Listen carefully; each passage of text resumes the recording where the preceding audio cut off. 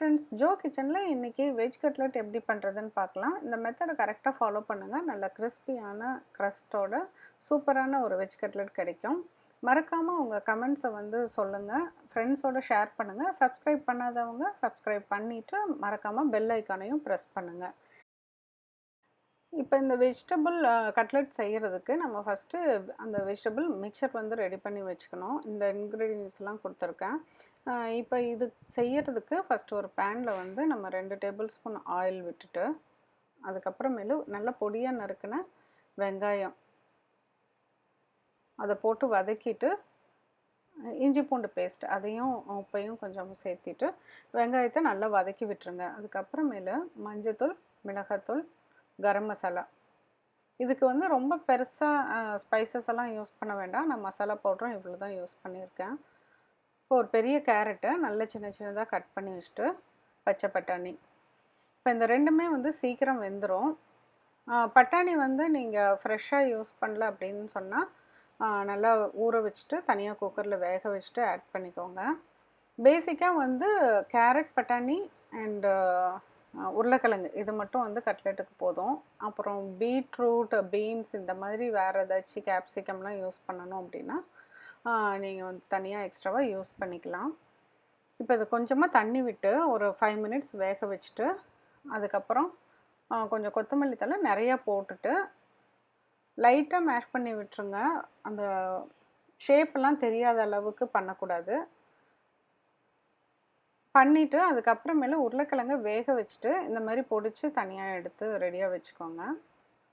இப்போ நம்ம ரெடி பண்ணி வச்சுருக்க அந்த மசாலா கூட இந்த உருளைக்கிழங்கையும் சேர்த்தி நல்லா வதக்கி விட்டுட்டு, ஃபுல் மசாலாவும் அதில் படுற மாதிரி நல்லா வந்து கிளறி விட்டுக்கோங்க.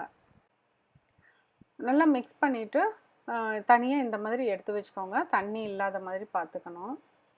இப்போ இதை வந்து ஷேப் பண்ணி நம்ம ஃப்ரை பண்ண வேண்டியது தான். இப்போ வந்து ஒரு சப்பாத்தி உருண்டை பிடிப்போம்ல, சப்பாத்தி போடுறதுக்கு அந்த அளவுக்கு ஒரு சைஸ்க்கு போட்டிங்கன்னா நல்லா கரெக்டாக இருக்கும். ரொம்ப சின்னதாக போட்டாலும் நல்லா இருக்காது. ஸோ ஃபஸ்ட்டு வந்து நம்ம இப்போ இதில் வந்து வேகிறதுக்கு ஒன்றும் இல்லை. ஆல்ரெடி வந்து எல்லா வெஜிடபிளும் வெந்து ரெடியாக தான் இருக்குது. ஸோ அந்த க்ரஸ்ட்டு மட்டும் நம்மளுக்கு ஃப்ரை பண்ணணும். அதனால் ரொம்ப நேரம் எடுக்காது. ஸோ நீங்கள் முன்னாடியே இந்த உருண்டை எல்லாத்தையும் ரெடி பண்ணி தனியாக எடுத்து வச்சுக்கோங்க. அப்புறம் சீக்கிரம் ஃப்ரை பண்ணுறதுக்கு ஈஸியாக இருக்கும். இப்போ வந்து இந்த க்ரஸ்ட்டுக்கு வந்து ரெடி பண்ணுறதுக்கு நம்ம வந்து 1 கப் கார்ன்ஃப்ளவர் போட்டிங்கன்னா 1/2 கப்பு வந்து மைதா வந்து சேர்த்திக்கோங்க. போட்டுட்டு தண்ணி ஊற்றி கலக்கி, இது கொஞ்சம் வந்து வாட்டரியாக இருக்கணும். ரொம்ப வந்து திக்காக இருக்கக்கூடாது. அதுக்கப்புறம் ரொம்ப திக்காக இருந்துச்சு, இந்த அளவுக்கு இருக்கணும். ஏன்னா திக்காக இருந்தது அப்படின்னு சொன்னீங்கன்னா அந்த கட்லெட்டோட அந்த அவுட்டர் லேயரும் பார்த்திங்கன்னா திக்காக வந்து வரும். இதுக்கு வந்து அந்த கார்ன்ஃப்ளவர், மைதா தண்ணி, அப்புறம் மைதா வந்து கொஞ்சம், அப்புறம் பிரெட் க்ரம்ஸ் இதை மட்டும் எடுத்து வச்சுக்கோங்க. ஃபஸ்ட்டு வந்து மைதாவில் நல்லா வந்து பெரட்டி எடுத்துக்கலாம். மைதாவில் பெரட்டி எடுத்துட்டு அதுக்கப்புறமேலு இந்த கார்ன்ஃப்ளவர், மைதா அந்த தண்ணியில் வந்து ஒரு தடவை டிப் பண்ணி எடுத்துட்டு, அதுக்கப்புறம் பிரெட் க்ரம்ஸில் போட்டு நல்லா ரோல் பண்ணிவிட்டு லேசாக வந்து பிடிச்சு வச்சுக்கோங்க. இந்த மாதிரி ஒரு 2 கப் ஒரே மாதிரி அதில் போட்டுட்டு ஜென்டிலாக ப்ரெஸ் பண்ணுங்கள். ரொம்ப ப்ரெஸ் பண்ணிங்கன்னா அது பிதுங்கி வெளியே வந்துடும். அதுக்கப்புறம் ஃப்ரை பண்ணுறப்ப எல்லாமே வந்து தெரிச்ச மாதிரி வந்துடும். ஸோ இப்படி போட்டிங்கன்னா எல்லாமே ஒரே மாதிரி ஒரு ஈவனான ஷேப்பில் கிடைக்கும்.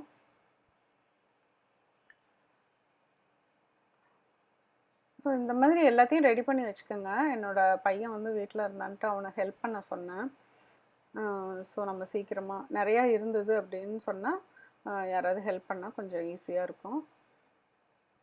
இப்போ இதை டீப் ஃப்ரை தான் பண்ணுறோம். நீங்கள் ஜஸ்ட்டு ஷாலோ ஃப்ரை பண்ணுறது அப்படின்னு சொன்னால் நம்ம கொஞ்சமாக எண்ணெய் விட்டும் பண்ணிக்கலாம். இப்போ இதை போட்டுட்டு நீங்கள் வந்து கொஞ்சம் பொறுமையாக வந்து விட்டுருங்க. ரொம்ப வந்து ஹை ஃப்ளேமில் போட்டிங்கன்னா கருத்த மாதிரி போயிடும். அந்த கோல்டன் ப்ரௌன் கிடைக்காது. ஸோ ஒரு சைடு வெந்துருச்சான்னு பார்த்துட்டு அதுக்கப்புறமேலு திருப்பி விடுங்க. அடுத்த சைடு வந்து சீக்கிரமாக வெந்துடும் மீன்ஸ் அந்த கோல்டன் ப்ரௌன் கிறிஸ்பியான ஒரு கட்லெட் நம்மளுக்கு கிடைச்சிரும். இப்போ பாருங்க இது எண்ணெயெல்லாம் ரொம்ப உரியாது. ஸோ நம்ம சாப்பிட்றப்ப அந்த ஒரு ஹெவி ஃபீலிங் எல்லாம் ஒண்ணும் இருக்காது. இந்த அளவுக்கு இந்த கலர் வந்ததுக்கு அப்புறமேல நம்ம எடுத்துடலாம். எல்லா கட்லெட்டையும் அதே மாதிரி போட்டு எடுத்துருங்க.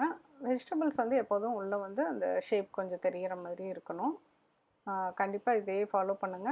நல்ல டேஸ்டியான ஒரு கட்லெட் கிடைக்கும். மீண்டும் ஒரு புதிய ரெசிபியோட சீக்கிரம் உங்களை மீட் பண்றேன். Thank you.